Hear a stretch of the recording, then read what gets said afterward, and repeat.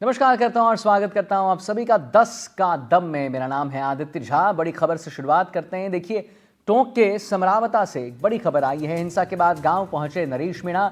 हिंसा के लिए सरकार को ठहराया जिम्मेदार। जी हां, एसडीएम पर फर्जी वोटिंग कराने का आरोप लगाया है। मेरी जान को खतरा है, मेरे खिलाफ साजिश की जा रही है। हरीश मीणा पर मरवाने का लगाया है आरोप। थप्पड़ मारने का नहीं है ये कोई मामला, किसी भी जाति का होता थप्पड़ जरूर मारता, ये नरेश मीणा कह रहे हैं। तो देखिए, अब की इस वक्त की बड़ी खबर टोंक के सबसे बड़ी खबर है समरावता गांव से। नरेश मीणा जो है वो पहुंचे एक बार फिर से समरावता गांव में, उसी जगह जहां पर जो है कल हुआ था। मीडिया से बात कर रहे हैं, क्या कर रहे हैं, क्या बात करते हैं। उसकी मेहंदी उतर जाती है, आ जाती 2 घंटे में। ये सब कुछ नहीं होता रहा। पर नरेश, आपकी लेकिन मुख्यमंत्री को जिम्मेदार क्यों नहीं मान रहे हैं आप? मुख्यमंत्री भी तो जिम्मेदार है। मुझे नहीं पता मुख्यमंत्री कहाँ बैठा है। नहीं, हरीश मीणा तो कांग्रेस के हैं, उनका क्या सरोकार? वही चोर है सबसे बड़ा। उसकी गांव में घुसना बंद कर दिया मैंने। वो डीजीपी रहा है पुलिस का, पुलिस में उसकी मानती है बात। उसने मेरे 3 दिन पहले भी मुझे मरवाने का काम किया था, प्लान किया था हरीश मीणा ने। मैं पंचायतें करवाई थी हरीश मीणा ने। सारी बहुत बातें हैं जो मेरे अंदर रखी है। आपको टिकट भी नहीं मिलने देगा इसमें? बिल्कुल, हरीश मीणा मुरारी मीणा 3 दिन दिल्ली में पड़े, दोनों ने मेरा टिकट तो कटवाया। आपका गुस्सा इसलिए कि उसने आपके बारे में अपशब्द बोले? बहुत सारी चीजें हैं। वो आदमी अगर बस चले उसका तो मेरे को मरवा दे। अभी उसका बस चले तो मेरे को मरवा दे। पर नरेश, कल आप यहाँ से चले गए, आज आप यहाँ आए हैं। गया नहीं, मैं यहाँ पे मिर्ची बम फूटा था, उससे बेहोश हुआ था। इसी जगह था मैं, इसी जगह मंच पे था। एक वीडियो भी है, वो जी न्यूज वाला, जो मेरी माता बहने मेरे को घेर के इस मकान में लेके, जब मेरे को वहाँ 8-10 लोगों ने पकड़ रखा था। उसके बाद यहाँ से मेरे को लोगों में बेहोश था, मुझे यहाँ से उठाए पीछे मकान से, मुझे 5 किलोमीटर तक उठा के ले गए मेरे साथी। अब आप पुलिस को क्या करेंगे? देखिए, नरेश मीणा जो है मीडिया से बात कर रहे हैं। नरेश मीणा समरावता गांव पहुंचे हैं और तमाम जो मीडिया यहाँ मौजूद है उन्होंने उसे घेर लिया है। सबसे बड़ी खबर यही है कि नरेश मीणा जो है एक बार फिर से समरावता गांव पहुंचे हैं और तमाम जो मीडिया कर्मी थे वो यहाँ मौजूद थे। उन्होंने अपनी बात रखी। उन्होंने कहा है कि जो मेरे साथ हुआ, जो गांव के साथ हुआ, वो अन्याय हुआ है। अब ग्रामीण उनसे मिल रहे हैं, अपने नुकसान को जो है ग्रामीण दिखा रहे हैं। अब देखने वाली बात होगी कि आगे किस तरह का जो है प्रशासन यहाँ पहुँचता है, नरेश मीणा के साथ गाँव ग्रामीण कितने जुड़ते हैं। लेकिन फिलहाल जो है एक बार फिर समरावता जो है वो जो है चर्चा में है। और यही है कि घटना जो कल घटी थी उसके बाद में नरेश मीणा जो है अब समरावता गाँव पहुँच चुके हैं। जी हाँ, तो आपने सुना नरेश मीणा को कि क्या वो कुछ कह रहे हैं। थप्पड़ कांड के बाद हिंसा बढ़ी और कल रात बहुत हुई, लेकिन उस बीच एक बात सामने आई कि आखिर नरेश मीणा कहाँ गए। उसके बाद नरेश मीणा आते हैं और वो अपनी बात रखते हैं। हिंसा के बाद गांव पहुंचते हैं नरेश मीणा। हिंसा के लिए सरकार को उन्होंने जिम्मेदार ठहराया है। एसडीएम पर फर्जी वोटिंग कराने का आरोप लगाया है। मेरी जान को खतरा है, ये तक कहा है उन्होंने। ये भी कहा है कि मेरे खिलाफ साजिश की जा रही है। हरीश मीणा पर मरवाने का भी आरोप लगाया। आपने सुना नरेश मीणा को क्या कह रहे थे। थप्पड़ मारने का नहीं है कोई मामला, किसी भी जाति का होता तो थप्पड़ जरूर मारता। ये तमाम बातें जो है वो नरेश मीणा कह रहे हैं। और सबसे बड़ी बात, मुख्य बात, वो ये कह रहे हैं कि हरीश मीणा मुझे मरवाना चाहते हैं। तो 2 तस्वीरें हम आपको, रवीश टेलर हमारे साथ पुनः जुड़ गए हैं। तो रवीश, क्या आपकी बात हुई उनसे? जरा और विस्तार से बताइए कि क्या कुछ कहा नरेश मीणा ने। क्या वो कह रहे हैं कि हरीश मीणा मुझे मरवाना चाहते हैं और थप्पड़ मारने का ये कोई मामला नहीं है, किसी भी जाति का होता तो कोई कुछ भी मैं थप्पड़ मारता। प्लीज बताएं रवीश, क्या कुछ मामला।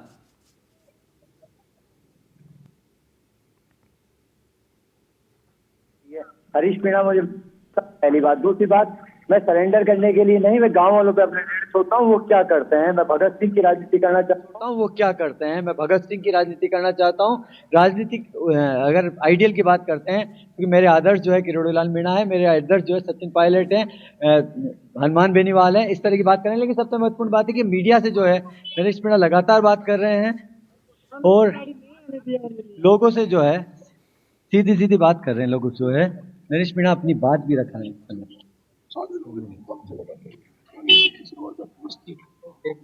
सर उधर साइड में जाओ, साइड में। उनकी मांग क्या है रवीश? उनसे जरा पूछ लीजिए कि वो क्या मांग कर रहे हैं। साइड में जाओ रे मर्दाबा में लेकिन उस पर कार्रवाई अच्छी देश पूरे पक्ष तो हमारा तो सुनते हैं, हमारा पक्ष नहीं सुनते। हमें उसको हमने कहा था, नहीं कहा, मैंने कहा था मैं इसको बुला दूं। एक हमारी महिला है,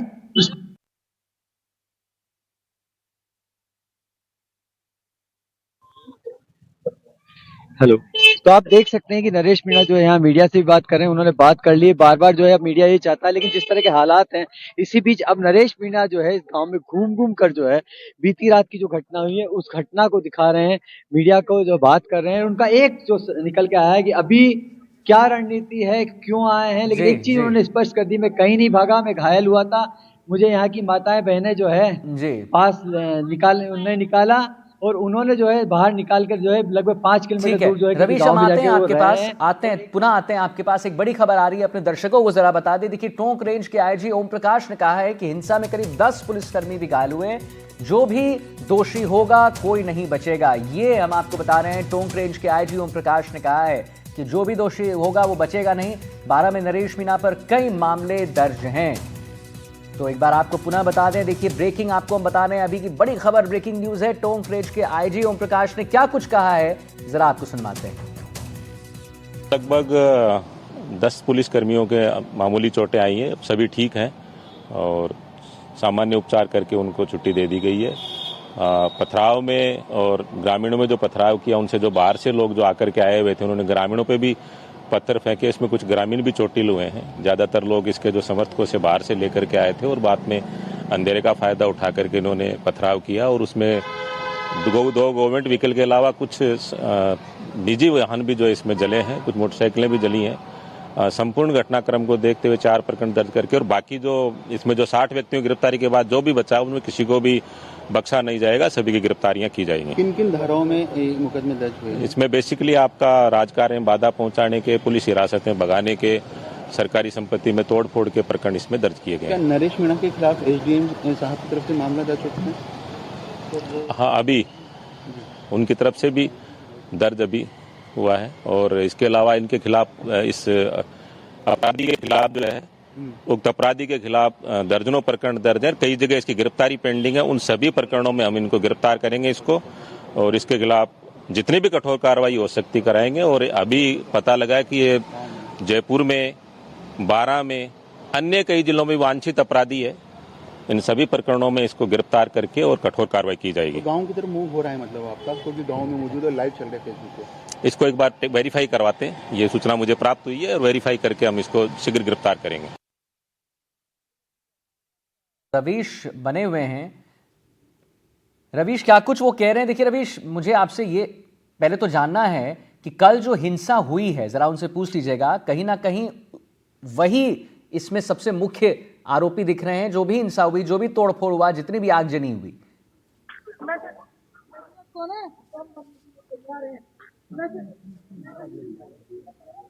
जी देखिए, नरेश मीणा यहाँ पहुंचे हैं, ये हिंसा की जो तस्वीरें हैं, क्योंकि अब मीडिया ने उन्हें घेर लिया है, मीडिया उनसे बात करना चाहता है, हर कोई जो है उनसे बात करना चाहता है। वो अब जो है वो कहीं ना कहीं जो है घर जिसके अंदर कुछ नुकसान होता है वहां जो है पहुंच रहे हैं और ग्रामीणों की जो भीड़ है उनके साथ चल रही है।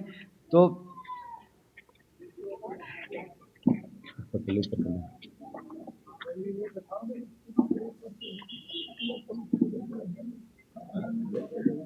तो जैसा कि हम अपने दर्शकों को 2 तस्वीर दिखा रहे हैं। देखिए, पहली तस्वीर जो है, नरेश मीणा वहां पहले बात कर रहे हैं, दूसरी तस्वीर में अब वो वहां पर आ गए हैं। दूसरी तस्वीर में आप देखिए जितने भी पुलिसकर्मी हैं वो घायल हुए हैं दूसरी तस्वीर में।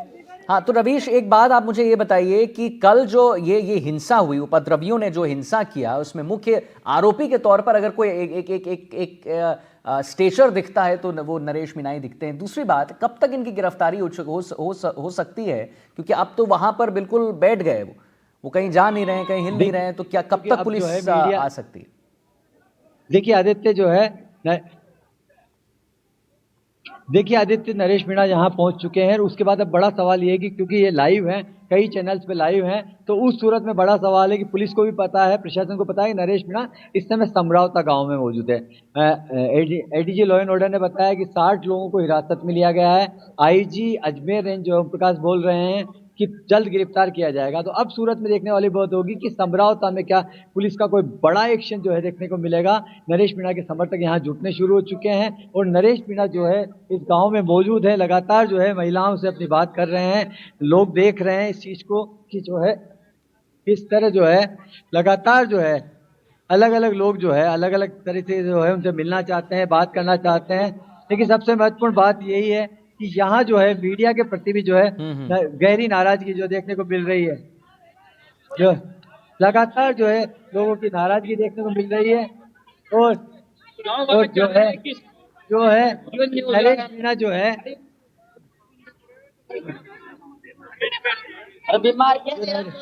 नरेश मीणा जो है नरेश मीणा जो है जो लगातार जो है अब नरेश मीणा जो है मीडिया से बातें कर रहे हैं, जो है लोग घायल हैं। ठीक है, आप हमारे साथ जो है बने यहाँ रहिए लोग रवीश, आप वहां पर लोगों से बात करने की कोशिश कर रहे हैं। बिल्कुल, हम आते हैं आपके पास थोड़ी देर के बाद। फिलहाल जरा हम अपने दर्शकों को बता दें कि देखिए, थप्पड़ कांड के बाद हिंसा एडीजी लॉ एंड ऑर्डर विशाल बंसल से हमारी बात भी हुई थी। क्या कुछ उन्होंने कहा था, जरा हम आपको सुनवाते हैं। तो विशाल बंसल टोंक पहुंचे हैं। एडीजी लॉ एंड ऑर्डर ने घटनास्थल का दौरा किया है।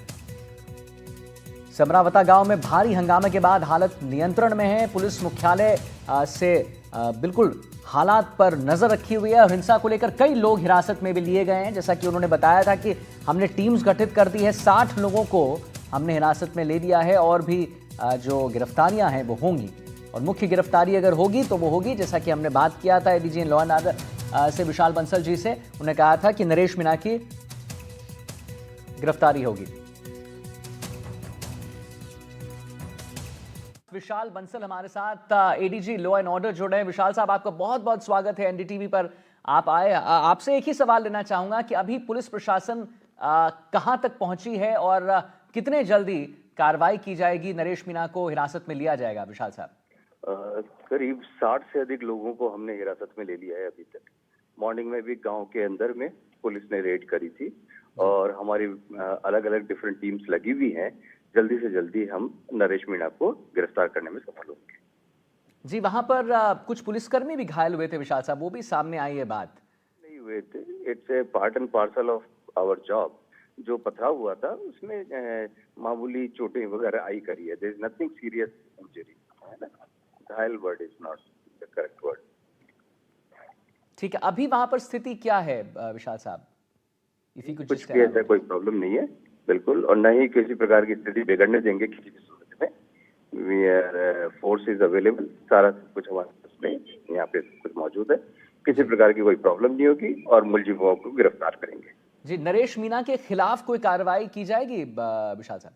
कार्रवाई करी जाएगी बिल्कुल। उनके खिलाफ में केस है, उन्होंने जो ऑन ड्यूटी मजिस्ट्रेट के असॉल्ट किया था, तो उसके ऊपर जो भी कार्रवाई है उसमें एफआईआर रजिस्टर्ड है, कार्रवाई होगी उनके खिलाफ। जी, क्या कार्रवाई हो सकती है Vishal sahab? If you just tell our arrest होंगे, कोर्ट में केस चलेगा, ये कार्रवाई होगी। और हालात को नियंत्रित बनाए रखने के लिए क्या क्या उपाय किए जा रहे हैं वहाँ पर? हालात पूर्णतः नियंत्रण में है। हम लोग सीनियर ऑफिसर्स यहाँ पे कैंप कर रहे हैं, किसी प्रकार की कोई प्रॉब्लम नहीं है, फोर्स लगी हुई है। जो एक ये इंसिडेंट हो गई थी, अनफॉर्चुनेट इंसिडेंट हुई कल रात्रि में, अंधेरा की वजह से गांव में शरारती तत्वों ने पथराव करके माहौल खराब कर दिया था। बाकी ऐसा कुछ भी नहीं है, things are absolutely under control. जी, किन्होंने किया था लेकिन विशाल साहब, क्योंकि वहां पर जितने भी लोग हमसे बात कर रहे थे वो कह रहे थे बड़े दहशत में है वहां पर गांव में लोग।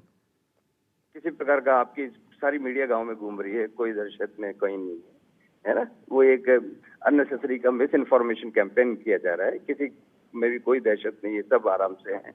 ये है, आप मीडिया देख रही है वहां पे कि क्या है रियलिटी। चलिए ठीक है विशाल साहब, आप हमारे साथ बने रहिए। सोमो, अगर आपके पास कोई सवाल है जो आप विशाल साहब से लेना चाहते हैं, एडीजी लॉ एंड ऑर्डर हैं जो हमारे साथ जुड़ रहे हैं। बिल्कुल, सर ने बताया है कि किस प्रकार से स्थिति नियंत्रण में रखने की कोशिश की जा रही है। सवाल बस यही है कि नरेश मीणा को कितनी जल्दी गिरफ्तार करने में पुलिस कामयाब होगी, क्योंकि आरएक्स एसोसिएशन ने साफ तौर पर कहा है कि गिरफ्तारी नहीं होती है तो वे पेन डाउन करेंगे। इसका असर जो है वो राजकीय सेवाओं पर पड़ सकता है। आवर सिंसियर एफर्ट्स, हमारे 100% एफर्ट्स इसी डायरेक्शन में है कि नरेश मीणा को गिरफ्तार कर लिया जाए। पूरा हम इसमें लगे हैं। हमारी मल्टीपल टीम्स, मतलब अलग अलग जिलों की टीम्स भी इस दिशा में कोऑर्डिनेट होकर कार्रवाई कर रही है। जी विकास भाई, एक आखिरी सवाल आपसे लेना चाहूंगे। आपने बताया कि मल्टीपल टीम्स है जो अलग अलग जिले में जाकर कार्रवाई करेंगी, थोड़ा उसके बारे में विस्तार रूप से अगर आप हमें दर्शकों को बता दें। एज ऑफ नाउ ये है बिल्कुल कि सभी जगह पे हमारी टीम्स काम कर रही है, तो जहां से भी हमको लीड मिलती है उससे आगे कार्रवाई करके हम उनको असिस्ट करेंगे। चलिए विशाल साहब, बहुत बहुत धन्यवाद आपका। एडीजी लॉ एंड ऑर्डर विशाल बंसल हमारे साथ जुड़े, बहुत बहुत धन्यवाद। महत्वपूर्ण जानकारी आपने हमारे दर्शकों तक पहुंचाई और आपने बताया कि वहां पर अभी स्थिति कैसी है।